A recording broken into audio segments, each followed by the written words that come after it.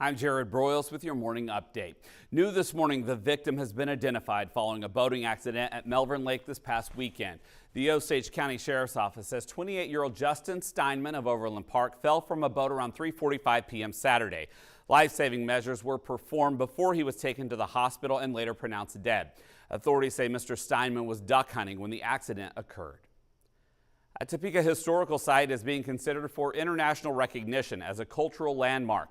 The Monroe Elementary School building, home of the Brown v. Board National Historic Site, has been nominated by Georgia State University's World Heritage Initiative.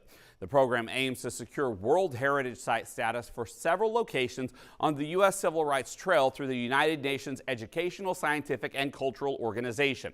A decision will be made in 2027.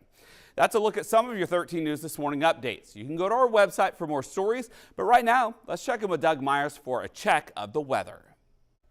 Well, we had temperatures for the second day in a row in the mid-teens for highs yesterday. Very cold start early this morning. Everyone is below zero. In fact, we broke a record this morning in Topeka, Billard Airport, 12 below zero. That broke the previous record of 11 below from 1888. So very long-standing record. Dangerous temperatures, too. We have several areas near 20 below zero up along the Nebraska-Kansas border for wind chill values. And that is cold enough that if you're out there for an extended period of time with exposed skin, it could start to get some frostbite within 20 to 30 minutes. So be very cautious. 9 degrees for the actual air temperature at noon, probably still below zero for wind chills though. And then 22 degrees for today's high. South wind gusting near 20 miles per hour. Some areas may be lucky enough to approach the double digits, but low teens for wind chills by this afternoon. Otherwise, staying in the single digits above zero this afternoon for most areas. 20 degrees by 7 o'clock, and with clouds quickly increasing this evening, that'll limit our cooling trend for much of the night. Cooling down to 17 this evening, then pretty much staying there, maybe even getting a little bit warmer and closer to 20 by sunrise. So